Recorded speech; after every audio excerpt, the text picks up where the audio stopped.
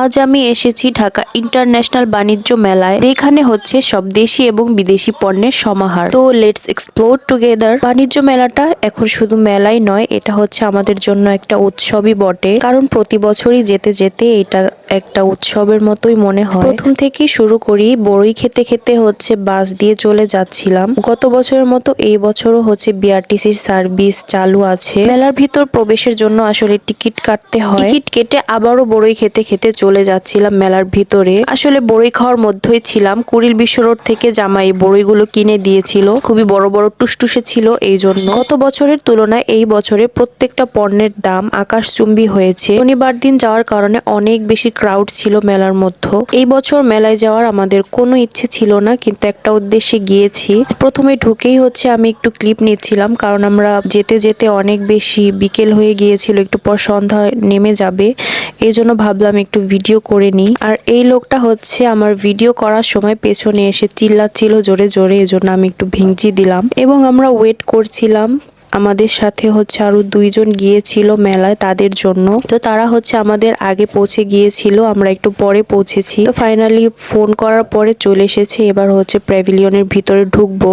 আসলে এই বছরে সবকিছুর দাম হচ্ছে অনেক বেশি। আগের বছরে সবকিছুর দাম একটু কম ছিল, কিন্তু এবছর তুলনামূলকভাবে হুট করেই বেড়ে গিয়েছে। আগের বছর যদি আমরা একটা জিনিস 100 টাকা দিয়ে কিনেছি, এই বছর হচ্ছে একটা জিনিসের দাম 300 টাকা হয়েছে। তারপর ঘুরতে ঘুরতে হচ্ছে টার্কিশ কার্পেটের দোকানে গেলাম। এখানে অনেক সুন্দর সুন্দর কার্পেট ছিল। কার্পেটগুলো যেমন সুন্দর ছিল, এগুলোর দামও কিন্তু অনেক সুন্দর ছিল। 10,000 থেকে শুরু করে অনেক হাই রেঞ্জের কার্পেটও ছিল এখানে। তো আমি চিন্তা করলাম অনেক বড় সড়ো একটা কার্পেট নিয়ে যাব পরের বছর, মানে যখন বড়লোক হব আর কি। এখন তো গরিব মানুষ, এই জন্য কেনার সামর্থ্য নেই। টার্কিশ জিনিসপত্রগুলো দেখলে আসলে অনেক বেশি ভালো লাগে। কার্পেটের পাশে হচ্ছে এই ঝাড়বাতির দোকানগুলো ছিল। ঝাড়বাতির প্রাইস দেখে তো আমার একদম টাকসি খাওয়ার মতো অবস্থা। এক একটা ঝাড়বাতির প্রাইস ছিল 80,000, 90,000, 1 লাখের উপরে, 2 লাখের মতো সামথিং এমন। সর্বনিম্ন প্রাইস ছিল 11,000 টাকা, মেবি ওইটা স্টার্টিং প্রাইস। এবার মেলায় আমরা অনেক বেশি স্ক্যামিং এর শিকার হয়েছি। প্রত্যেকটা জিনিসের দাম বাড়িয়ে দিয়েছে। খাবার দাবারের দাম বাহিরের থেকে 3 গুণ বাড়িয়ে দিয়েছে। আপনি যেখানেই খেতে যাবেন না কেন, সব জায়গায় হচ্ছে আপনাকে স্ক্যামের শিকার হতে হবে। আর এইখানে টার্কিশ কিছু বাটি ছিল, আর এগুলো সিঙ্গেল বাটির প্রাইস হচ্ছে 800 থেকে 900 টাকা করে। তিনটা নিলে একটু ডিসকাউন্টে 1700 টাকায় পাওয়া যাবে। তারপরে দেখলাম শাড়ির দোকানগুলোতে, জামদানি শাড়ির দোকানগুলোতে যা শুরু করেছে তারা। এক একটা শাড়ির প্রাইস হচ্ছে 10,000 থেকে 12,000 টাকা। আর এই শাড়িগুলোর কোয়ালিটি একদমই ভালো নয়। জামদানি শাড়ি তো আমরা একটু হলেও চিনি, এগুলো হচ্ছে 2 থেকে 3,000 টাকার জামদানি, তাও হচ্ছে বেশি বলে ফেললাম। এগুলো হচ্ছে 10 থেকে 12,000 টাকা করে বিক্রি করছে। কম্বলের প্রাইস তো আপনারা দেখলেনই। তারপর আসে এই জুতোতে, জুতোর প্রাইস আগের বছরের তুলনায় বাড়িয়ে দিয়েছে। আর এই চুড়িগুলো হচ্ছে আমি ফুটপাতে 30 টাকা করে কিনেছিলাম একটা সময়ে, আর এখন হচ্ছে 100 টাকা করে। দেশীয় পণ্যতেও যে তারা এত বেশি দাম বাড়িয়ে দিয়েছে। যাই হোক, এবার আসা যাক পাকিস্তানি ড্রেসে। প্রতি বছর হচ্ছে আমি বাণিজ্য মেলায় যাই এই একটা কারণে, মনের মতো করে দেখে শুনে পাকিস্তানি ড্রেস কিনবো।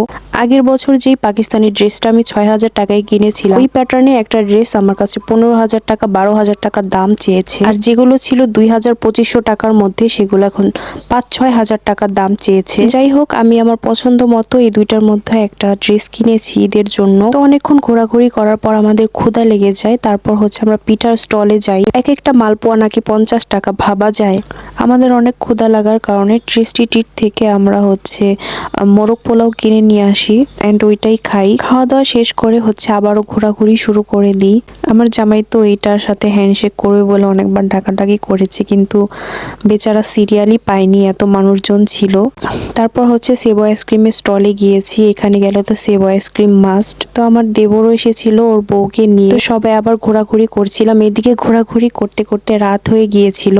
তো চোখে পড়লো সুন্দর একটা ডেকোরেটেড হোম।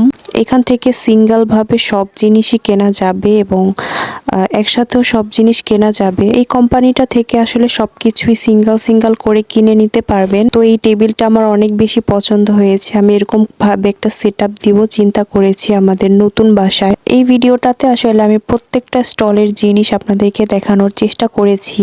এবং এগুলোর প্রাইস সহ ডিটেলস আপনাদেরকে দেওয়ার চেষ্টা করেছি। তো ফুল ভিডিওটা দেখলে আপনারা সবকিছুই বুঝতে পারবেন। এখানে যে জিনিসগুলো দেখছেন এগুলোরও হচ্ছে অনেক বেশি দাম বাহিরের তুলনায়। ইন্ডিয়ান, পাকিস্তানি এবং টার্কির জিনিসগুলোর কথাই নেই, এগুলো যে আকাশচুম্বী দাম। দেন আচারেরও দাম বেড়ে গিয়েছে, মানে সব জিনিসের দাম বেড়ে গিয়েছে একটু একটু করে। তারপর আমার পছন্দের হচ্ছে আলু বোখার আচারটা কিনেছিলাম। ওই আচারটা আমার অনেক বেশি পছন্দের। আর হ্যাঁ, আপনাদেরকে তো একটা জিনিস দেখানোই হয়নি, এখানে টার্কিশ কাবাব এসেছিল এই বছর, আগের বছর ছিল না। কাবাবগুলোর রিভিউ দিচ্ছিল সবাই, এটা নাকি খেতে একটুও মজা না। খুব সুন্দর করে কয়লাতে কাবাব পুড়ে দিচ্ছিল এবং হচ্ছে শর্মাও বিক্রি করছিল সাথে। এটা টেস্ট একটুও ভালো না, জানার পরেও হচ্ছে উপচে পড়া ভিড় ছিল এখানে। আসলে বাঙালি বলে কথা, ভাইরাল জিনিস তো একটু দেখবেই, খাবে, ট্রাই করবেই। তারপরে এই জিনিসটাও হচ্ছে অনেক বেশি ভাইরাল, 100 টাকায় এতগুলো রাবার ব্যান্ড পেয়েছে। এটা হচ্ছে আমার ছোট যা কিনেছে, কি করবে এতগুলো রাবার ব্যান্ড দিয়ে আল্লাহই জানে। তারপর হচ্ছে আমাদের পাশে থাকা এক আপু জিজ্ঞেস করছিল যে এটা স্টলটা কোথায়, সেও নাকি কিনবে। আসলে যত ফালতু রকমের জিনিসপত্র এবার হচ্ছে মেলায় উঠেছে, কেনই বা ফালতু বলবো না বলেন তো। এই 600 টাকা করে ব্যাগগুলো যে বিক্রি করছিল, এগুলোর কোয়ালিটি তো একদমই ভালো না, এগুলো তাও মানুষ কিনছিল। মহিলাদের এত পরিমাণে ভিড় ছিল এই ব্যাগের দোকানে, সামনে দিয়ে আমরা যেতেই পারছিলাম না। তাহলে চিন্তা করেন আমরা বাঙালিরা কেমনে সস্তায় বস্তা ভরে নিয়ে আসি। তারপর হচ্ছে অনেক সুন্দর একটা বাক্স দেখলাম, গহনার বাক্সর মতোই। মেইনলি এটার মধ্যে গহনাই রাখে, আর এটা হচ্ছে চা খাওয়ার ট্রে ছিল। এগুলোর দাম ছিল অনেক বেশি। তো এই ট্রেটা আমি চিন্তা করলাম যে বাসায় বানানো যাবে টাইলস কেটে। এটা হচ্ছে টাইলস কেটেই বানিয়েছে, আসলে হ্যান্ডমেড একটা ট্রে। বাক্সটা না আমার অনেক বেশি ভালো লেগেছিল, কিন্তু দাম ছিল এজন্য নিয়ে আসতে পারিনি। তো আজকের ভিডিওটা হচ্ছে এখানেই শেষ করতে হচ্ছে। আপনারা সবাই অনেক বেশি ভালো থাকবেন, দেখা হচ্ছে নেক্সট কোনো একটা ভিডিওতে।